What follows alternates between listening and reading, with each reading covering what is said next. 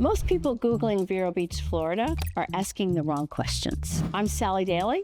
I've been brokering luxury real estate here for 23 years. Today, I'm going to keep it real and I'm going to answer the important questions you should be asking about what is it like to live in Vero Beach, Florida. The goal, of course, at the end of this is to say, is Vero worthy of being on my radar or not? Because once you're here and you know Vero's right for you, I can help you figure out what kind of community and what kind of house or condo you would like to buy. But the broader question is, for today, is Vero Beach the right community for me? So let's dive right in.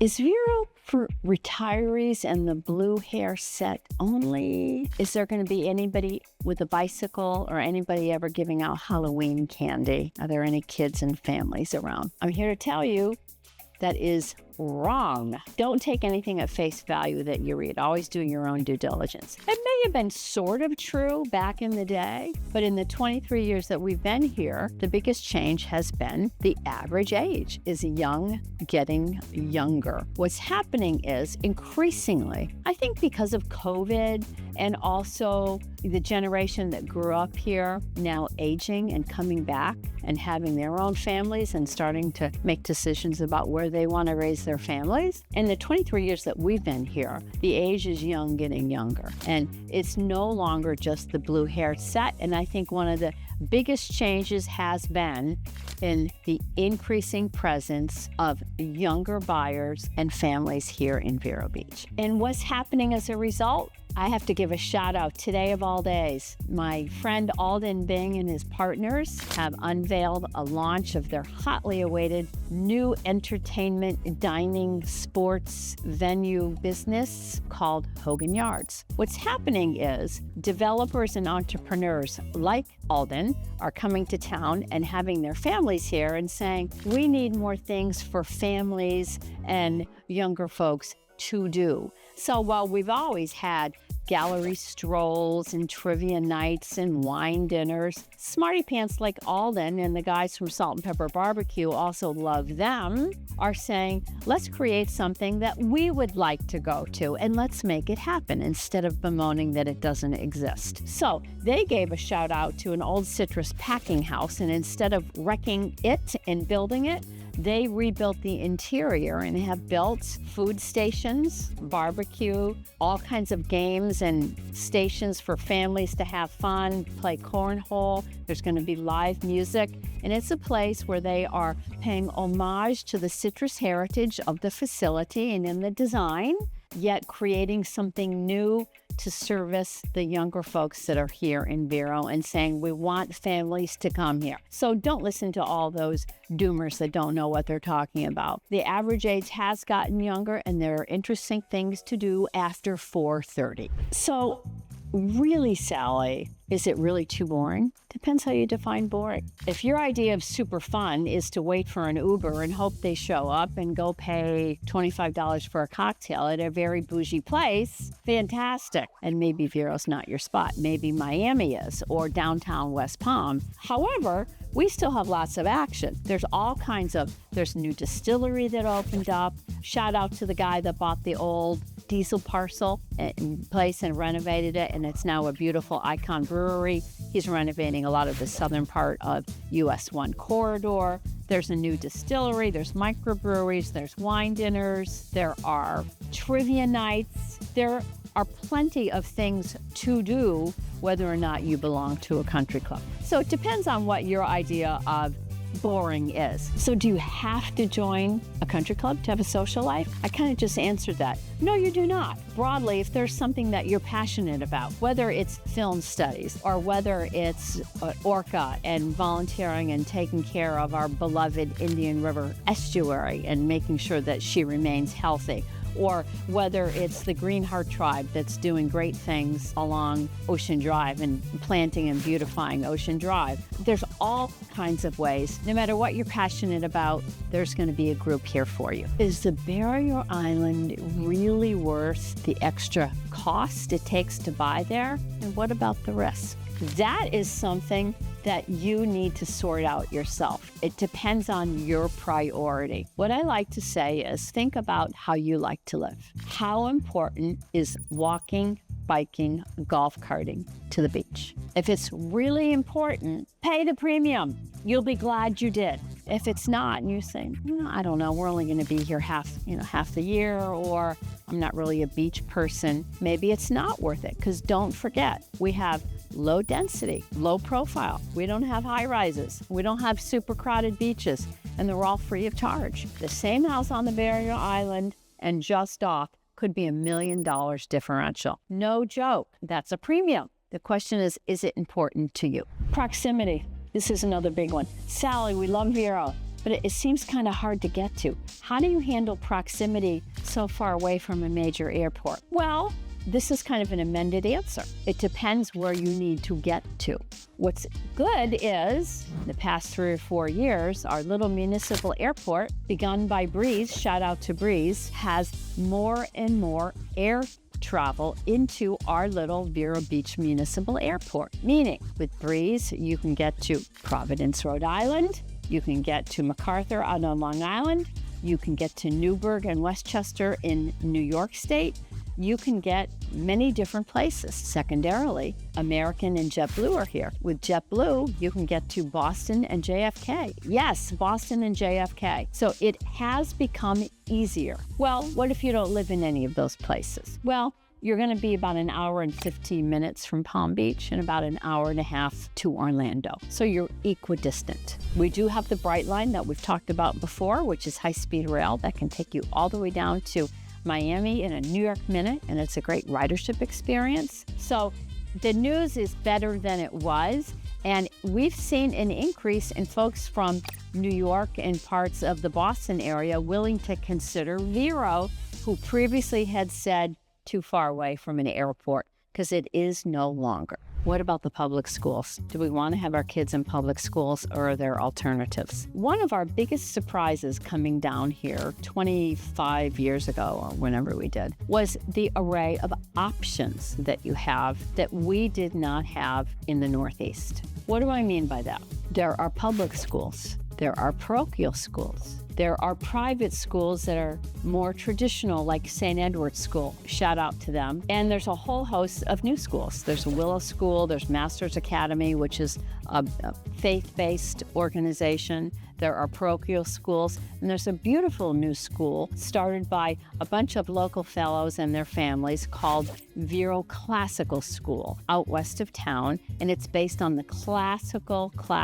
principles of curriculum. There is a performing arts high school that's a charter school. That high school is on campus of Indian River State College out west of town. And gosh, those kids graduate and are able to take college classes, and a lot of those kids graduate with a year of college under their belts. So the choices are going to be more diverse than you expect they will be, and you may be pleasantly surprised. There is a very well-regarded elementary school called Beachland Elementary on Vero Beach mainland, where a lot of island residents have their children go until grade 5, and then they either switch to one of the public middle schools, or they make a decision to enroll in a different kind of institution. But what I would say is call me, DM me, text me, call the school district. I can give you a bevy of options, and they may be more robust even than where you currently reside. So it's an important part of your due diligence if you have children. If you want or need public school, it's important to talk about the zone and what school those kids would be in, because you can't assume there will be room in other schools, because if there's not, that would be their school that they would be going to. Friends and relationships. What I always say is, and it really is true, if you dive in with whatever you're passionate about, whether it's philanthropic, you're a runner, you like motorcycles, you want to help preserve the Indian River estuary, you love art, you want to get involved at the Vero Beach Museum of Art, there are going to be things for you to get to know people and create a life here in Vero Beach. So what about a boat, Sally? Do you have to own a boat to enjoy Vero? Heck no. You know, one of the beautiful things about Vero Beach that we've talked about repeatedly is the fact that we are blessed to be on the Indian River estuary, which is a brackish, not fresh body of water that's home to bald eagles and manatees and dolphins and beautiful birds and herons and white pelicans. And you never know what you're going to see. And supposedly it's brackish and the alligators don't like it. I would never say never, mind you, but it is not fresh water. I personally have never seen one in the river. That doesn't mean never say never. But in general, just walking along the jungle trail or going to the Riverside Park to enjoy the river or the river parks that are there, you can appreciate it and love it and say, what a marvelous place to live. Same thing with the ocean. I'm not a boater. We love to walk the beach. My husband takes our dog on the beach and always has. Just be mindful of where you are. Certain parts of the island, no dogs are permitted. Others will permit a dog, but you must carry a leash and have the dog on a leash. And of course, it goes without saying, pick up after your dog, and please be mindful of any turtle nesting eggs that are identified as such, and do not let your pup dig them up. We also have a dog park that's terrific. So, no, this is a boat optional place, but boy, if you are a boater or a paddleboarder or whatever, it's fantastic because there are so many places to put your boat in. And with the river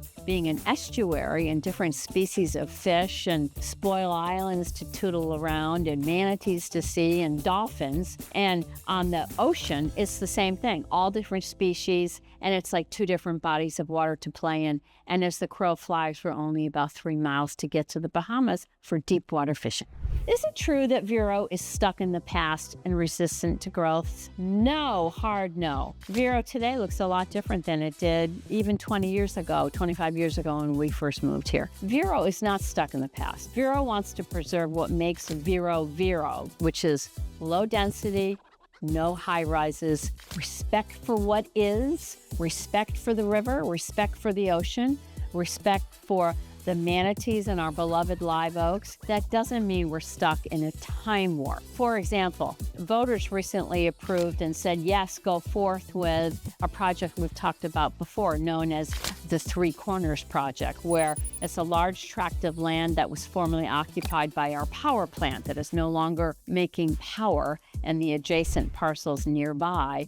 And they did a request for proposals, and there are a couple of guys that are out now trying to chase funding to build a combination of a boutique hotel, a marina, some outside dining, some open space. So these are the kinds of slow growth that enhance the quality of life without hurting the quality of life that Vero is known for. So as long as you understand the philosophy and that the high rises are meant to preserve the quality of life for all of us, for quality of life now, and support long-term growth for everybody, you'll understand where they're coming from. It's not build, baby, build. It's let's be smart about it, slow growth. Oh, Sally, this all sounds so great. Sign me up. But I'm not a cajillionaire. I'm not a tech titan. Is there anything affordable, or do you need to be a jillionaire? Well, it depends how you define affordable. I don't mean to be coy about that answer. We are not an inexpensive market, but contextually, we are, say, 40%, 40, more affordable than Palm Beach, Jupiter, Stewart, all of South Florida. Now, can you find a cheaper house in Orlando or north of us in Vieira or Melbourne? You can. It depends what's important to you. Broadly, on the mainland, you're going to have more affordable housing than you would on the barrier island because the location and being on the island, the value of the land pushes prices up. It makes sense, right? So broadly, you'll be able to go from, say, $250 to $350 to $400 for entry-level townhouses, if you will, and $350 to $900 for detached single-family houses. I know that's a really big range,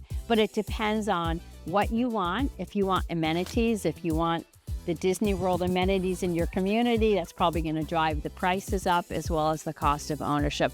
But it's all there, and it's a function of what's important to you, the age of the house, size, and the age of the roof. So the question is, what's important to you? And together we can figure it out. So those are all the hot questions that people commonly ask about what's it really like to live in Vero Beach, Florida. If there's a question that you have that I have not answered, DM me or text me or call me, and I'll give you the straight scoop. I'm a total straight shooter, and together we can figure it out. I'm Sally Daley. Thanks for watching. I'll see you in the next one.